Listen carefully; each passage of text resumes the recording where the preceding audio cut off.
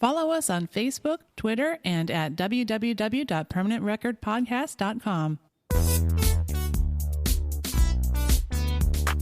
Blue Zone Podcast Network presents Permanent Record, an in-depth look at the classic albums of the 70s and 80s. Albums which have earned a permanent place of honor both in our hearts and in our record collections. Much like a longtime fan of the show, David Lee Roth. I'm going a little crazy from the heat, Sarah. Oh, yeah, right. David Lee Roth, I didn't know he was a listener. That's pretty cool. Yeah, he loves listening to our show. Yeah, that's great. I think I busted on Van Halen like twice. Really? Over the course, like just like under my breath, like one sentence. I think so. I know at least once. But they're one of the bands I like to make fun of. Like they come up, I think in the Culture Club episode, we were talking about the songs that were popular that year or something. Oh, right. Yeah. And yeah. You mentioned Jump, and I was like, ugh. Now I'm going to be forced to mention them again later on in the episode. You gotta be kidding me. I'm not. Oh, you called my hand. Isn't it already bad enough that I'm legitimately going crazy from the heat in our sweltering hot studio? Yeah, our hot studio. Yeah. We have all the windows shut because we don't want any of you to have to listen to cars or outside or noise. lawnmowers or anything like that. But also inside, it's awfully very quiet because there is no air conditioning at all. Yeah. Everything has died. It is not working. And it's just in time for like the hot, start of the summer weekend. So I know you don't want to hear us complain about that. We are still here for you. We are. So keep it in the back of your mind that as you're listening to this, hopefully you're enjoying it and hopefully it's going to be a fun show. But keep in mind that we're kind of uncomfortable. Yeah, but we're going to power through it just for you because, the music is what matters. We got to talk about the music. That's the truth. All right, so we are back. We just finished up a successful run of talking about AHA. Yeah, I think it was a success. Stay on these roads. And this is a holiday weekend here in the United States. Right. Memorial Day weekend. That's right. So we were tempted to just go swimming, but we decided we want to do some sort of kind of brief, kind of fun show. Yeah, just a little kind of one-off, not anything real in-depth, especially since we are sitting here in this hot room. We don't want to spend a long time in here talking. We had a nice email last week from someone who discovered our show from the Erasure newsletter. Oh, very good. And it was a really nice guy named Charles Christiphe. Okay. Who was writing to us to say how much he'd been enjoying the show. He listened to the Erasure episodes, then he listened to some of the back episodes. Two of the things that I remembered from his email is, firstly, that he's a big Men Without Hats fan. Oh, wow. Just like I am. Oh, very cool. I sound like I'm drunk. I really slurred my words on Men Without Hats. He is a big Men Without Hats fan, like I am, and we talked about them for a little bit. But he also had an idea. He said, if you guys ever find yourselves with some time, why don't you do an episode on forgotten 80s music? Yes. And I said, oh, that does sound kind of interesting. It does. I like that idea very much. So never let it be said that we don't take long-distance instant requests here on the Permanent Record Podcast.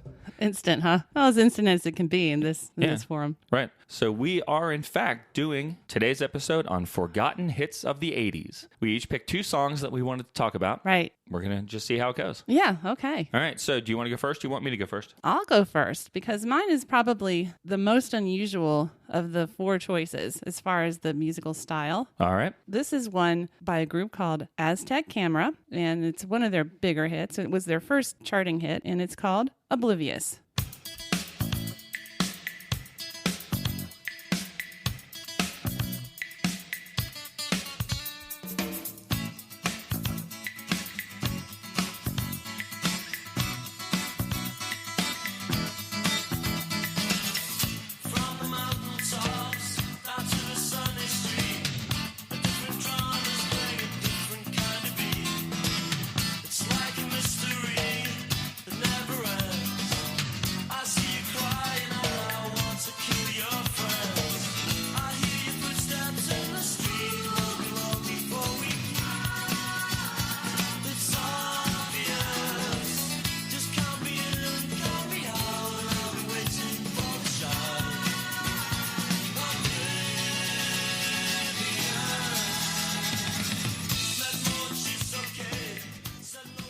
I just want to say before we get into the discussion here, normally I try to make our sound clips 30 seconds in length, which is sort of based on what I can't even tell is a real law or a fake law about fair use. Yeah. Some people say that it really does exist, and some people say, no, you're going to get sued No matter what. But because of these songs being sort of forgotten, like we're labeling them forgotten, right? And maybe not everybody knows them, I kind of went this week a little bit longer on the clips just to give you more of a taste of the music. Right, so yeah. hopefully that won't come back and bite us in the butts. Yeah, hopefully this is not like our last episode and then we find ourselves in court. Yeah. Yeah, I'm really glad that you are playing a little bit longer clips because I think it makes sense. These songs, not everyone may know them. I don't think you even knew that song, really. I heard this song for the first time this year. I remember it being on the radio in the car, and you said, "Oh, me and my sister used to love this song." Yeah, that's right. And I was like, "I've never even heard of this song." Yeah. Well, let's get into this song a little bit and the band that created this song. Okay. The group is called Aztec. They're from Scotland, and the main member of the band is a guy named Roddy Frame.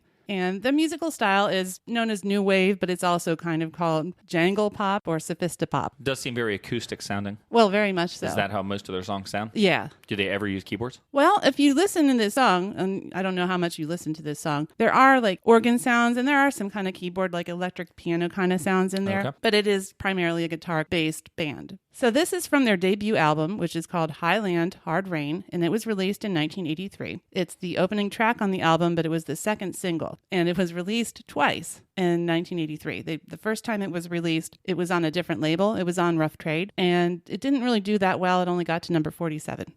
But the second time it was released, it did a lot better. It got to number 18. When was it released the second time? I think probably about 6 or 8 months. I found a Smash Hits review from Peter Martin from October 27, 1983, and he said, second time around, it was originally released on Rough Trade. So I think it was released maybe around February. Anyway, Roddy Frame wrote this song with the actual conscious intent to have it sound like a Top of the Pops song. And that worked out really well for them because they did eventually perform this song on Top of the Pops. So this album was released in America, but it only got to 129 on the Billboard 200. Mm-hmm. I was trying to figure out if this song was released in the United States. I saw that it was released as a promo 7-inch single by Sire Records, and it was also released as a 12-inch single, and I think that one was actually for sale. Okay. And I did find some evidence that it was played on college radio quite a bit. I believe that. Yeah, and in fact, that is where we heard it. When we heard it recently, it was on the college radio station WXPN, which is the University of Pennsylvania's radio station that's based in Philadelphia, but they also broadcast in our area. I think it was a kind of a big college radio hit, but since I wasn't in college at the time, I had no idea. Yeah, right. I remember seeing the name of the band back in the day, like Aztec, seeing them in Star Hits magazine, right, which was like the American version of Smash Hits. Right. You know, wherever I was finding out things about my bands, I remember seeing that name. It was just not a band that I ever hunted down their music or made an attempt to get into them. Yeah, given your musical taste at the time, I don't think this is the style that you were really interested in. But I had a copy of this album back in high school, which is surprising. You know,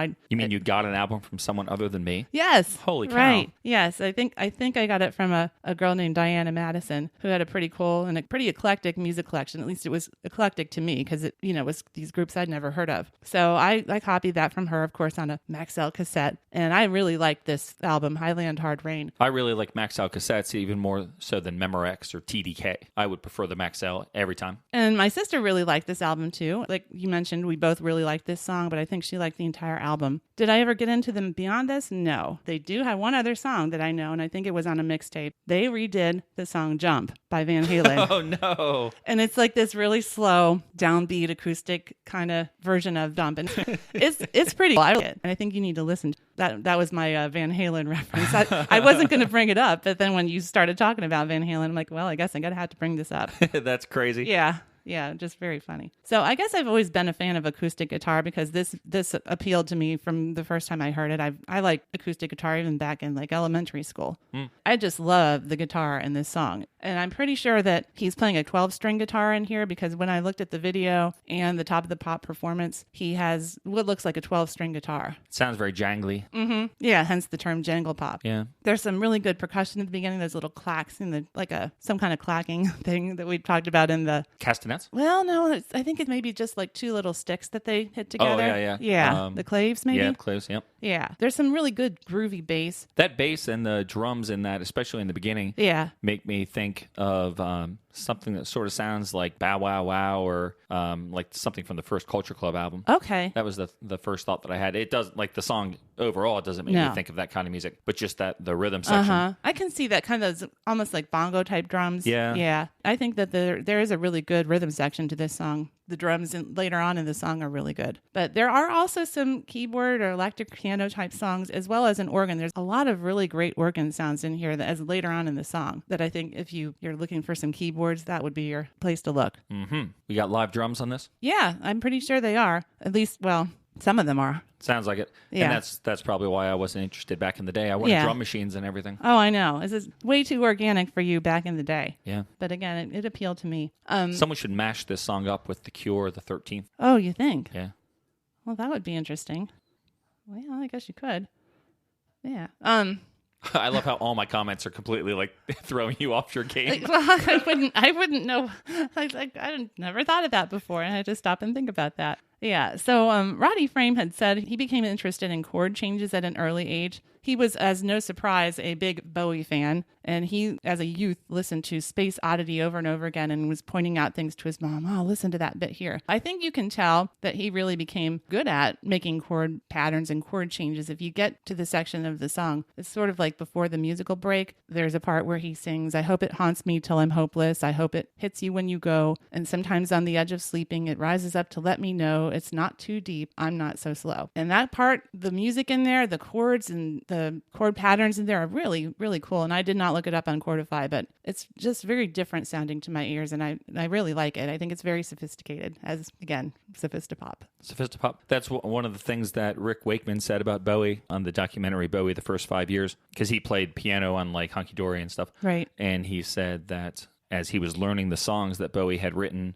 you know, a regular songwriter would go like E minor, G, D, E minor, or whatever. That Bowie's chord progression would just go somewhere you would never think to go, but it sounded awesome when you heard it. You just wouldn't have thought to do it yourself. Yeah, so I think Roddy Frame was definitely inspired by that. He heard the differences there and wanted to try to recreate that for his own. And I think the whole album, you can tell that he's very, like I said, sophisticated musical patterns in his songs. That's pretty cool. Yeah. Something else I think is pretty sophisticated, or at least clever, are the lyrics. And they kind of put me in mind of maybe the Trash Can Sinatras or Del Amitri. Oh, I was thinking the Smiths. Well, the Smiths, yeah. One of the greatest comments I read on the video for this on YouTube was that this is what Morrissey would sound like if he took his meds. I was like, oh, that's perfect. Yeah, because this got the great guitar work on it, like Johnny Marr, but it's not really depressing sounding music. I mean, this song to me, it sounds like summer. I think that it's very poppy and bright. Those backing vocals, we talked about the backing vocals last week in the Aha song, You Are the One, and those ahs. Yep. There's a lot of ahs in this song that I think that if you listen to it the whole way through, you would probably grab onto and say, yeah, these are great. They're just so friendly and happy. I can hear that. But the lyrics are really cool too. And they do somewhat belie maybe a darker sense. You know, they have one of my favorite lines in the song is, they call us lonely when we're really just alone. Oh, yeah, that's pretty good. My favorite line was the one about, I see you cry and I want to kill your friends. Yeah. That's what made me think of the Smiths. Yeah, that does sound like a kind of Smiths type thing to say. Although I don't know if Morrissey would be that violent, but yeah, I like the lyrics, and they're clever. I don't always understand exactly what they're talking about, but it seems intelligent and, you know, really deep. So I kind of like that. So then there's the video, and I could only find one copy of this video out on YouTube, and it's somewhat poor quality. Yeah, it was kind of grainy. Yeah, but it was the only one I could find. And of course, I had never seen it back in the day. It's really strange. It was really weird. It does have something in it that I really like, though. I thought, oh boy, here we go again. Because there's these voodoo guys in it. And there's tarot cards. Yep, that's what I like. Yeah, there's tarot cards and there's voodoo guys. So that puts you in mind of Live and Let Die, the James Bond movie, because they had all of those elements in it too. True. It's too hot for me to try to turn this into a James Bond podcast today, though. Oh, man. And then they're like going around and kind of scaring little children. And then meanwhile, the members of the band are up in a treehouse and they're playing their song up in the treehouse. Yeah. So it's really strange. The thing that I really like about tarot cards has always been the artwork on the traditional tarot deck. So I was happy to see them in the video, but I was unhappy that, you know, you lose almost all the detail of the artwork because the video was such low quality. Yeah. It was hard to really see I also made it full screen, which made it even worse. Oh, I know. Yeah. So So I guess that's on me to a certain extent, but it was cool to see the way that they would flip the cards and make them like take up like a third of the screen. Yeah, and it would be kind of like relevant to what you were seeing at the screen. Like when they showed the treehouse, they showed the card for the tower. Oh, yeah. And I forget some of the other ones, but at the end, I guess not giving too much away,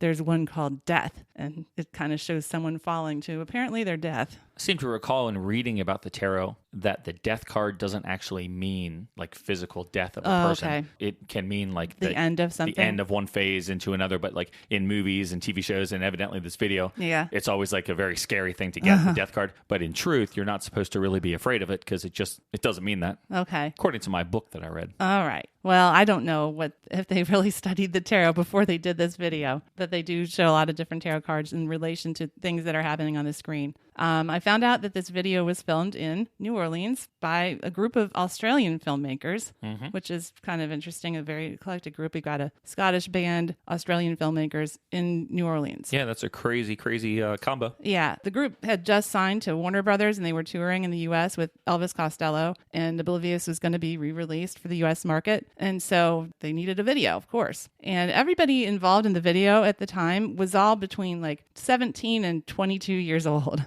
So it was just a bunch of these young people putting together a video, and I just like that idea very much. Cool. Yeah, that's cool. So that is Oblivious. Very nice. So now I've heard that song twice in my life. Wow, I really think you need to give it I think you need to give it a listen again. I think you need to give that album a whole listen because of things like that you like Delamitri now, which is very guitar oriented. You like Colin Hay acoustic stuff. Oh yeah. So I think this would appeal to you more now as an older man than as a more mature. Yes. Individual. Yes. So I will try to make sure you listen to that in the next few months. That sounds like a plan. Okay. All right. Well, my first forgotten 80s track that I want to talk about is this. It is the song Cry, Cry, Cry by the band Two Minds Crack.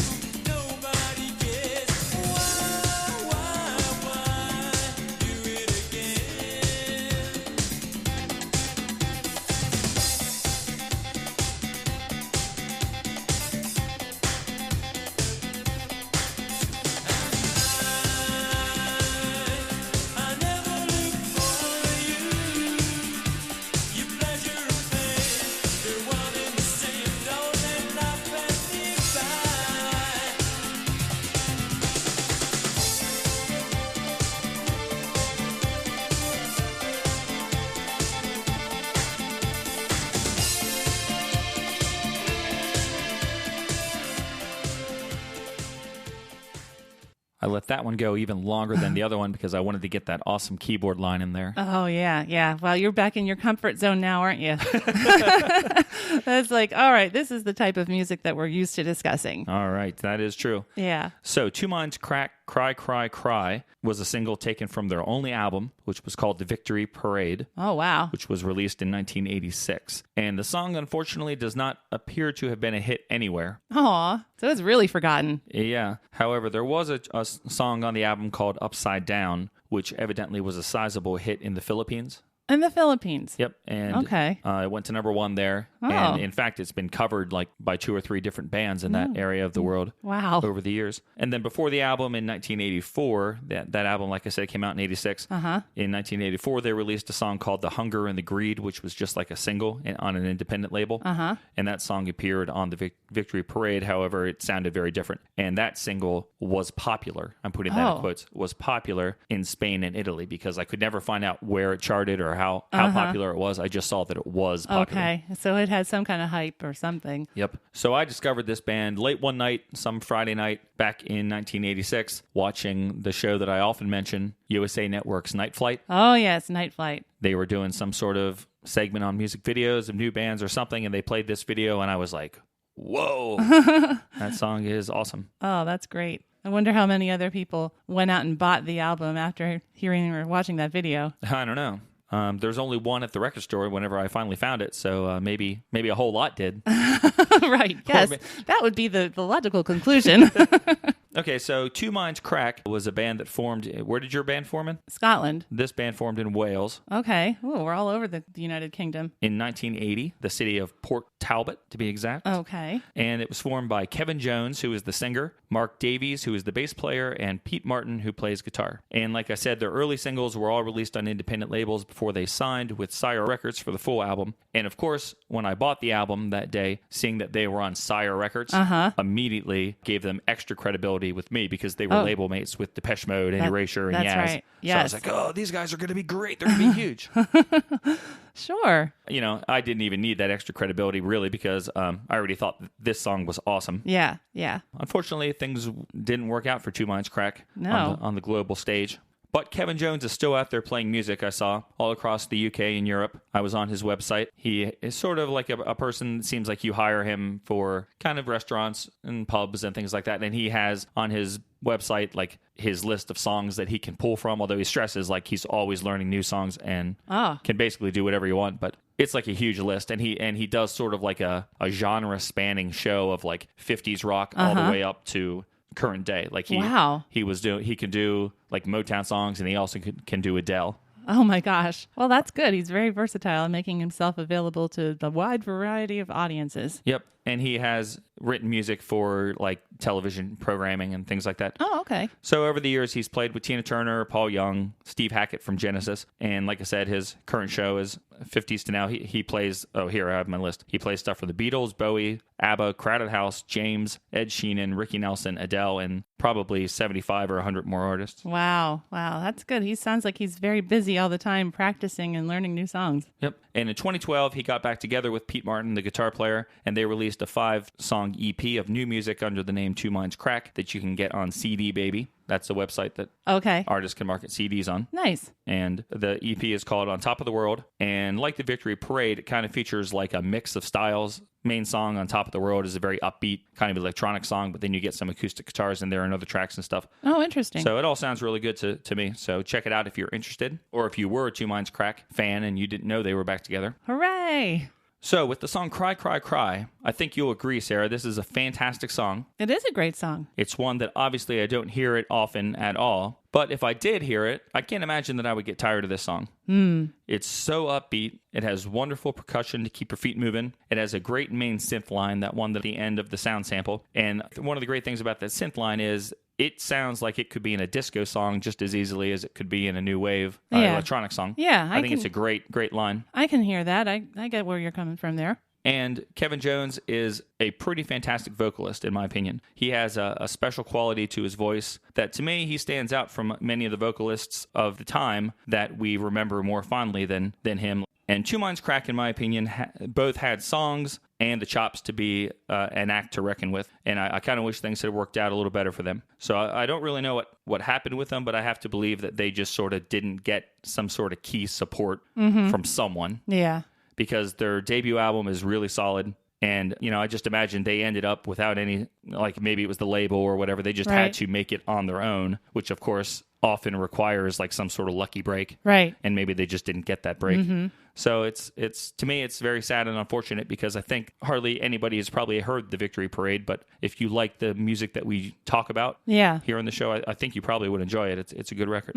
Now, is it still available? Can you get it at all anywhere? You can get it on Amazon from like Amazon sellers and things. Okay. Well, very nice choice. I do like that song as well. So thank you. I have one more thing to talk about though. Well, certainly. The video for this. Oh, the video. Yes. It was great to see this video as I was researching the show because I swear that many years ago, over a decade ago, obviously, based on the numbers here, I searched for this video on YouTube, and it was not available. I couldn't find it. There was just like clips of people playing the song. Oh, okay. Where you could hear it, but I couldn't find the video. Huh. But I did find that there was one user that had it, and it had been posted 9 years ago, so that's why I had to have searched for it over 10 years ago. Over 10 years ago, okay. And so thanks to Jake Vanek, who posted this video. And once again, like the Aztec camera video, it was kind of questionable quality. Yeah. Just because I think it was probably off a VHS copy or whatever. Okay. But it was great to see the video because I remembered all these different parts of it.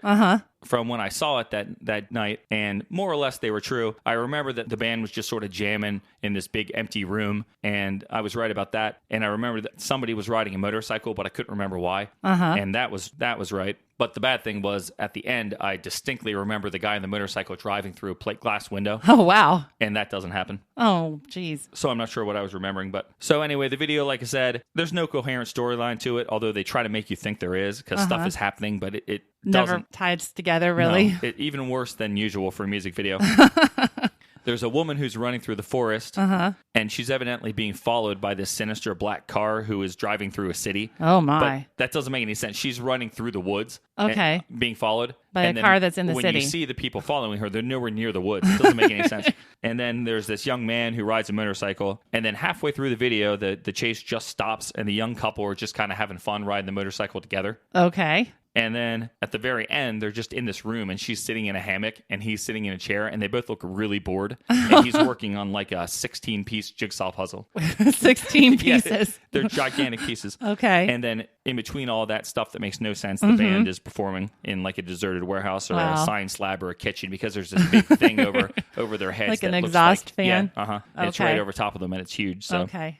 Mark Davis, the bass player in the band, he's a ton of fun to watch during the performance. He has like really good energy, and he's bouncing up and down, and he's playing his bass, and he's doing little funny things with his hands on occasion. Cool. And there's one part where like there's a background vocal that's obviously Kevin doing the background vocal, but Mark runs up to Kevin and sticks his head by the microphone and lip syncs the background vocal that's not him. I like when people do that. Oh, yeah. So, and he kind of looks like Wayne Hussey a little bit. He's wearing dark glasses and his short spiky hair. Okay. And he has a long black coat on as he's playing his bass, so he's pretty cool. And Kevin is cool. He's pretty animated, too. So the band performance, the clips are real fun to watch, and they're cut really quick. Lee. Makes absolutely no sense, but it all comes together into a nice high-energy video for a great upbeat song. So it sounds like it is pretty fun to watch. Oh, yeah. I've watched it a bunch of times in the past, like 48 hours. Actually, I watched it a bunch of times trying to figure out if that storyline went anywhere. Okay. Even though it doesn't, and I was disappointed that things didn't tie together, I did enjoy watching the band performance stuff a lot. All right, so I guess it's time for my second choice. Well, let's do it. Okay. Well, this is one you won't be as confused or unknowledgeable about, because it's a band that we both know and both discovered kind of at the same time, but separately. And this group is called Red Flag, and the song is called Russian Radio.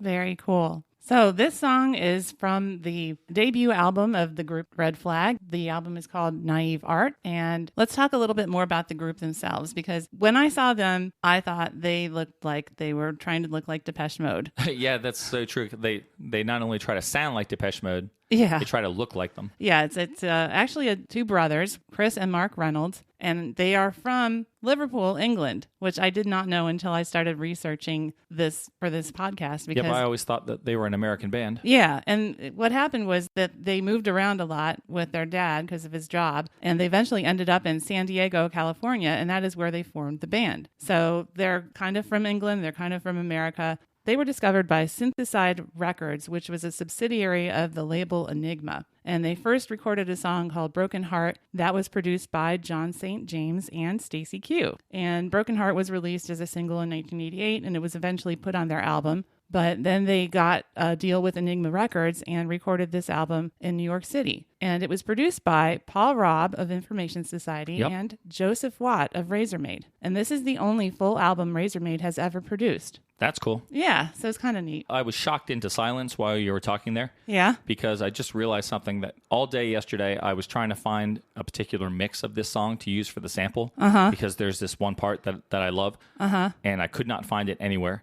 And I finally just gave up and took the sample that I had there. Yeah. But the reason I couldn't find the part that I was looking for was because the song that I was thinking of was Broken Hearted. Okay. I was confusing Russian Radio with Broken Hearted. Oh, wow. Yeah, that would make it difficult to find the... Yeah, no wonder I couldn't find that. Red Flag got played a lot in the San Diego area by the radio station 91X, and then they also got played a lot by K-Rock in Los Angeles. Yeah, I'm sure that Richard Blade was a big fan of these guys, given how much they kind of sound like Depeche Mode. And like we alluded to, they don't just sound like Depeche Mode. Yeah. The guy that sings, who's that, Chris? No, that's Mark Reynolds. Mark Reynolds, he looks like Martin Gore. Yeah, which confused me because I assumed that the guy that had the dark hair that kind of looks more like Dave Gahan was the singer. He has like the same haircut as Dave. Yeah, and Mark has this bleached blonde shock of hair that's coming out over top of his hat. And he looks like he's just trying desperately to look like Martin Gore. Yep. It's really funny. But I mean, also they were surfers, which is actually where the name of the band came from, Red Flag. It was like a red flag on the beach,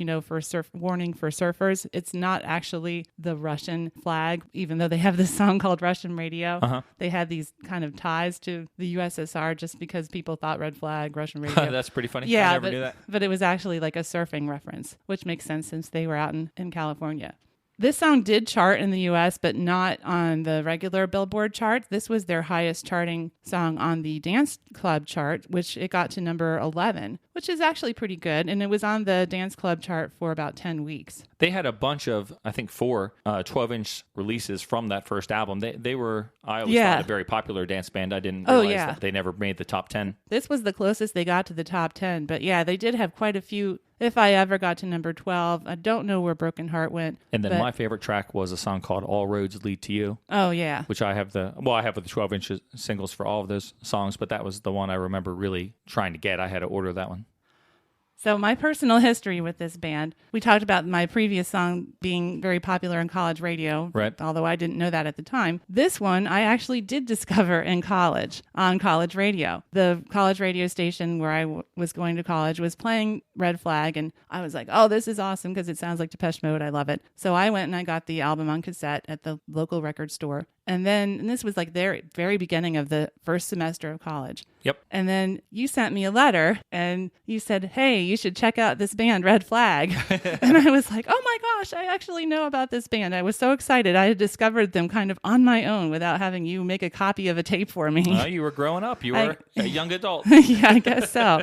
But it was cool then when we finally got back together over the break and we were like, oh yeah, Red Flag. And that was really cool. And that was my discovering of Red Flag happened simply because I saw like a 1-paragraph blurb in some music magazine that said like Red Flag has released their debut album Naive Art and fans of Depeche Mode everywhere rejoice or something like that.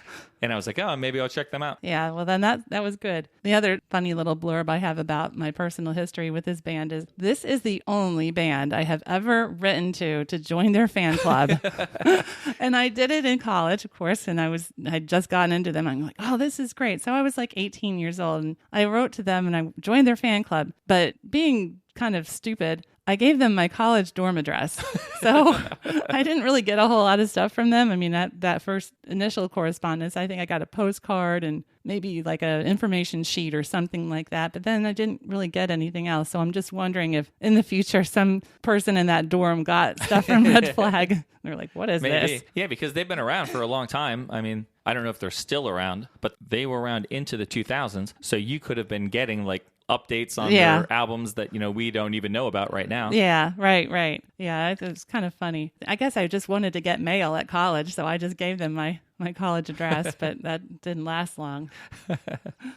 Let's get into the music of this song. I think you can tell that Paul Robb of Information Society helped produce this band. There are some keyboard sounds in here that I think sound a lot like Information Society, and there's a lot of sampling. that takes place in this song that Information Society was really big into sampling. Yeah, they did love sampling things. So we have there's like jet plane sounds in the beginning and the end of the song. There's some kind of bop, bop, bop, bop. Those voices. Fake voice. That sounds very much like Information Society to me. That's true. Listening to it as an adult who has a much wider understanding of synthesizer music. I mean, I still don't know. I know a fraction of it, but I know more than I knew in college. I'm surprised listening to this song how much of it sounds like Kraftwerk to me. Oh, interesting. The chords that are playing in the background behind. There's two separate sections of the song where they're using two different keyboard voices just to play chords in a rhythmic pattern behind the singing, and both of them sound very Kraftwerkian. Is that an adjective? It is now. To me. And that took me by surprise. I always thought they were trying to copy Depeche Mode. Maybe they knew a little bit more of Depeche Mode's influences than I thought they did. Yeah, that's true. So I can hear Paul Rob's influence, but similarly, I think I can hear Joseph Watt's influence with the drums and the percussion patterns. You think about Razor-made remixes and how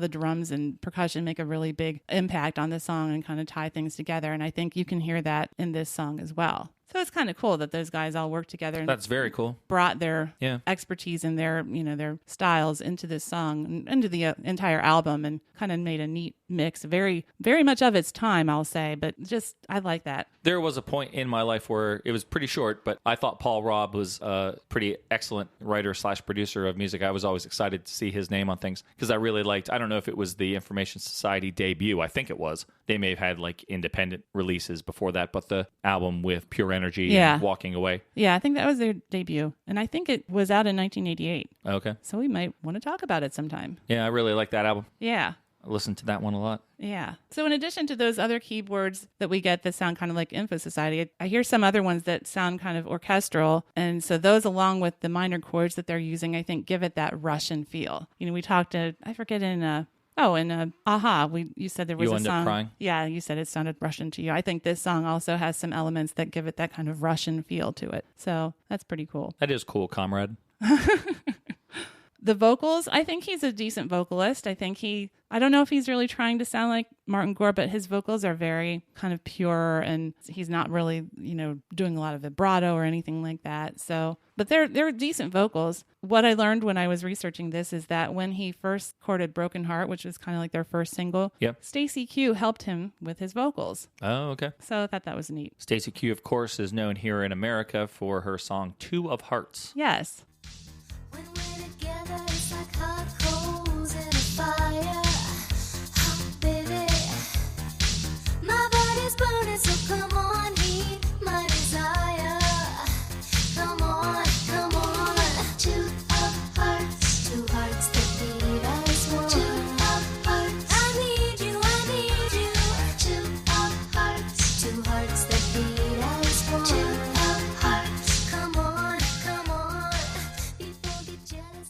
That's a jukebox favorite, I think. It is, yep. Yeah. So the lyrics to this song, I don't think are really anything of importance. Or In fact, I almost cut out the part where he says there is a sound, it's underground. Let's move it out, boys. Yeah. I'm like, what is he talking about? It's another one of those 80s songs where they don't really make a lot of sense. They just sound good.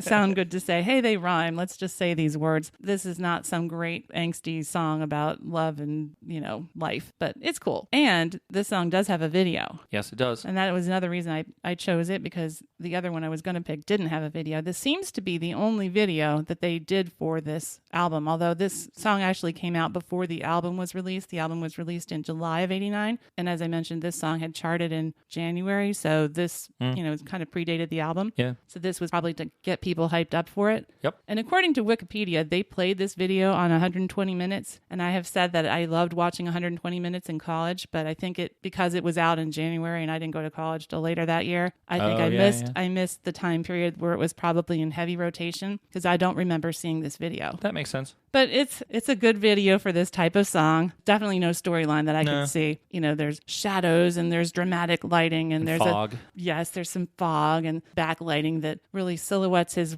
white hair, his platinum blonde hair. There's a pretty girl. There's shots of hands playing keyboards and some crazy lighting that reminds me of the lighting in the Chains of Love video. But again, Mark Reynolds seems like he's trying his darndest to look like Martin Gore. Yep, he really is. Yeah. You don't see a lot of Chris. Every now and again, he's just kind of standing there very solemnly. I think you see some shots of his hands playing keyboards. Yeah. Yeah, it's just kind of all these things pieced together. They're playing in some dark warehouse sometimes, or they're outside and this foggy background. And Yep, and as is the case, it seems, with Forgotten 80s, it's not a very good quality clip. no, again, this was another one. It took me a little time to find, and it's probably from VHS or something. And it looks like it was recorded off an MTV channel. So Right, yeah. yeah, but it's enjoyable for what it is. It's Yeah, not like the worst video you'll ever see in your life. No, well, thank you. Well, you're welcome. That was cool to revisit a band that I used to really like that I haven't thought about for a while. Yeah. And that brings us up to our final Forgotten 80s song. Okay. So this is another Brian choice. And this is a group who I'm sure you're going to know, Okay. Animotion, Oh. but a song that you may not remember. It's called I Engineer. Do you think you fool when you talk about us? Why do you walk on glass when you know it hurts? There must be a reason why you put my life in overdrive. I want to deal with push and shove, but I've had enough. Don't count on me.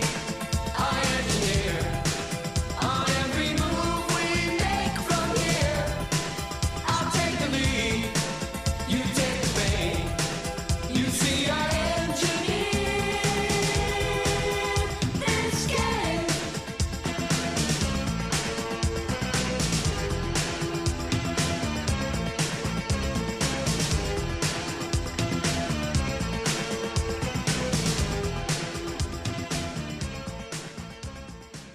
All right, so even though I am saying this is a Forgotten 80s gem, the song did hit number 2 in Germany, Wow. number 6 in Switzerland, number 19 in Austria, and number 76 here in the United States. Oh, wow. It actually made the Billboard Top 100. It did. And it hit number 27 on the U.S. Club Play chart, Wow. Okay. which, going by my memory of how awesome the 12-inch remix of this was, it's kind of disappointing to me that it peaked at 27 because Yeah. it was a really good 12-inch single. Yeah. This is one I know you made a copy for me at some point. I don't know when, but I do really like the remix of this. Yeah, it's really good. So this song was released at the end of March 28th, 1988. And this is a song that I discovered very simply by catching it on one of our local top 40 stations early in its release, like before it bombed. Okay. They didn't know yet that everyone hated it. Okay. So they were playing it. And I was like, wow, that song's really good. So I loved it, went out, picked up the 12-inch, and I was kind of disappointed in the 12-inch because it didn't have a picture sleeve.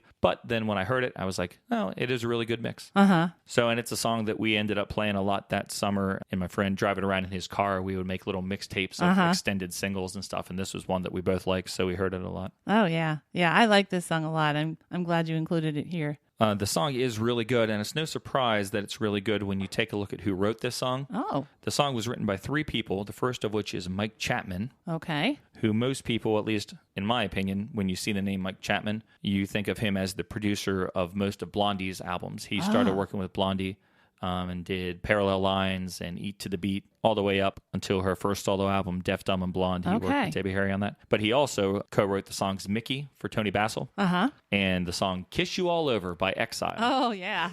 I know both of those songs. So he wrote this song along with Bernie Taupin, Well, we know him. He's who famous. everybody knows as Elton John's lyricist. Right. And they were also joined by Holly Knight. Holly Knight, huh? Who- She sounds like someone should be in a Bond movie. Yeah, really. She is a very well-known songwriter who her skills are much in demand. In the 80s, she was in a band called Device that had one album that is kind of sought after and like a very respected 80s album. They had a hit called Hanging on a Heart Attack. She also co-wrote for Scandal the song The Warrior. She wrote the Divinyl song Pleasure and Pain. And of course, she wrote the song Obsession, Oh, which was a hit for Animotion a few years before this song. right.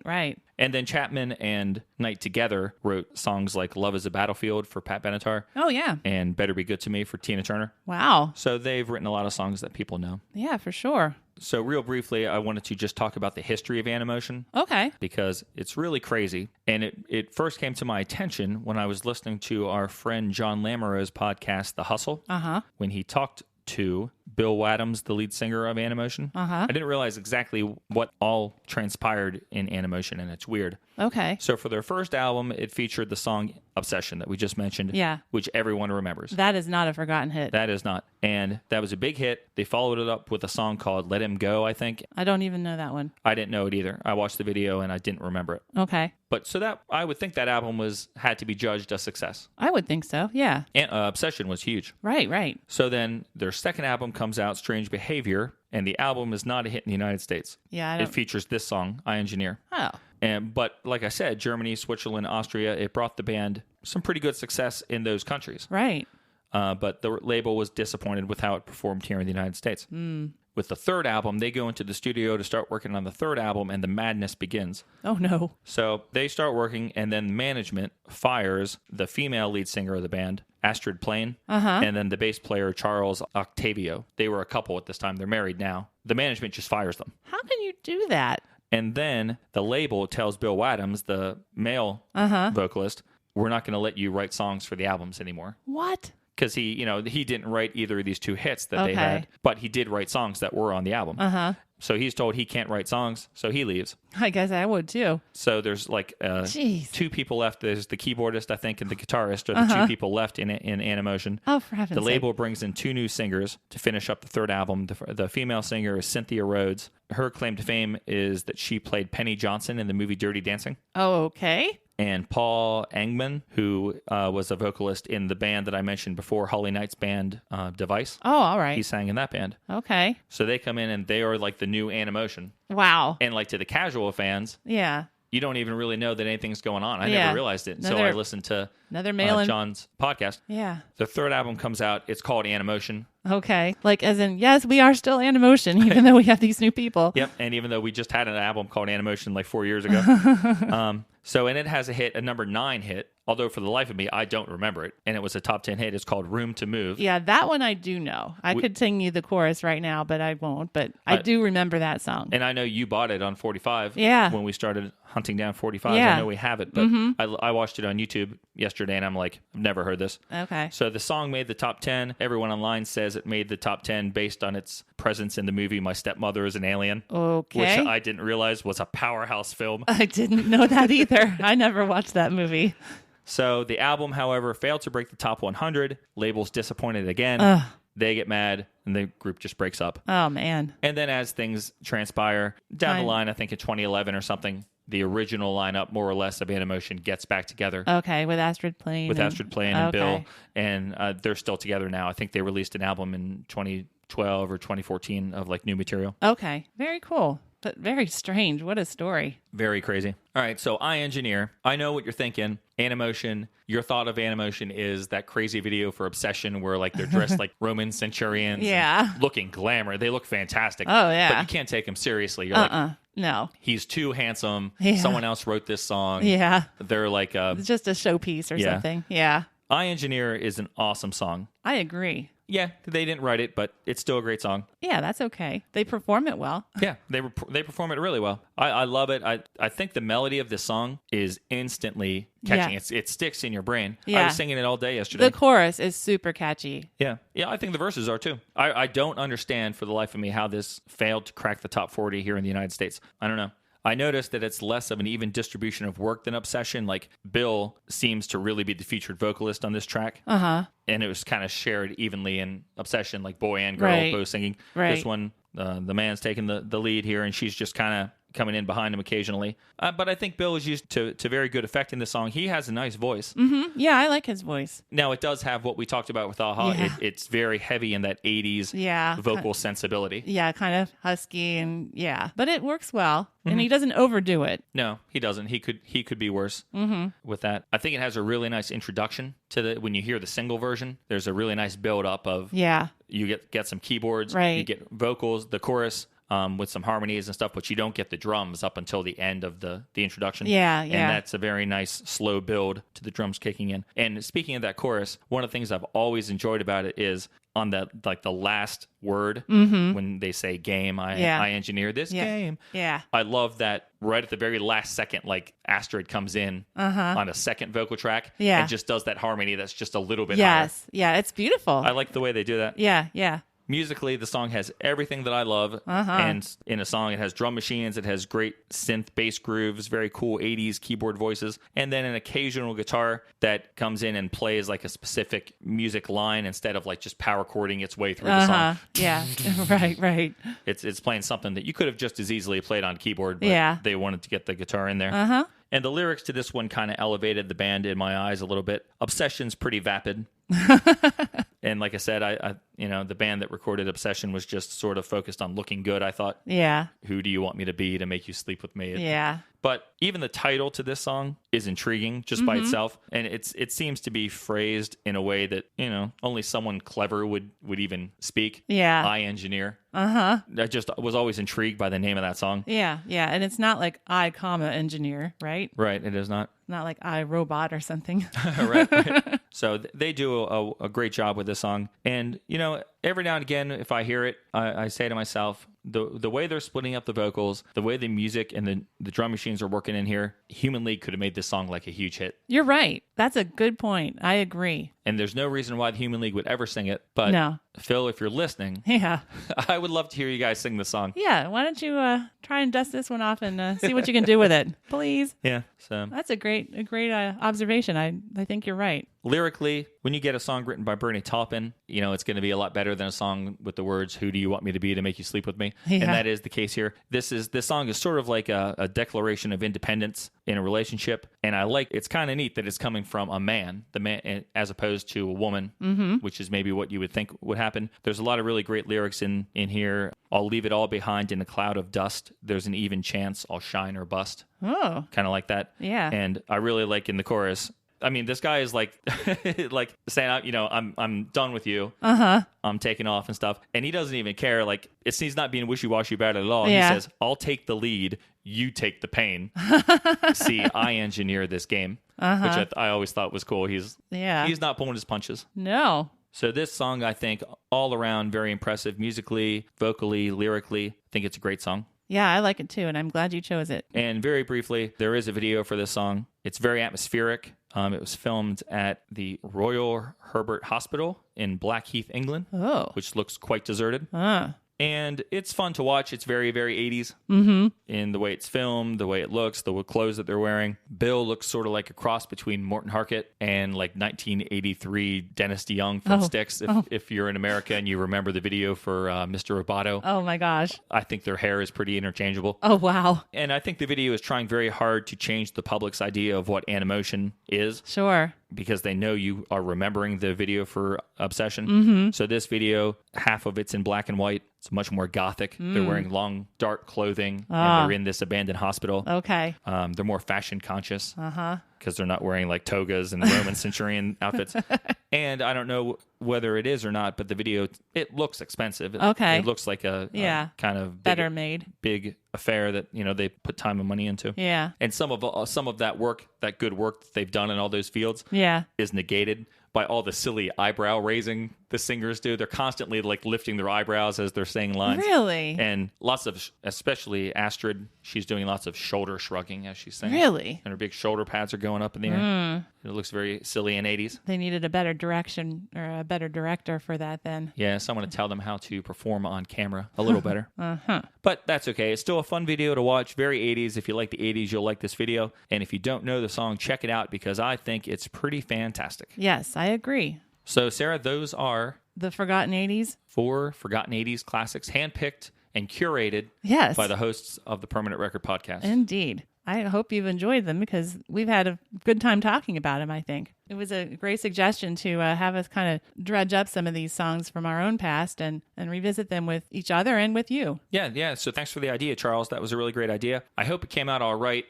We're recording it way earlier than we usually do, which is completely uncomfortable because it's so hot. So hopefully it's going to sound okay. Yeah. All right, so before we go, we do have one last thing we want to take care of. That's right. We are going to continue with our new feature, Sarah's Secret Song Snippet. And we've already had our first winner, Tommy R. That's right. If you saw it on Twitter or Facebook, we gave Tommy R credit for guessing Depeche Mode, Get the Balance Right. Yep. I thought that was a little easy, Sarah. Yeah. And so did he. He said that it was easy because it's one of the world's greatest bands. That's right. And that is true. Yeah, can't disagree with that. So, and then I made a mistake. I made a little graphic that said Sarah's Secret Song Snippet Star of the Week, which is the reward that you get if you guess the song snippet. Yeah. But instead of saying Star of the Week, I said Star of the Month.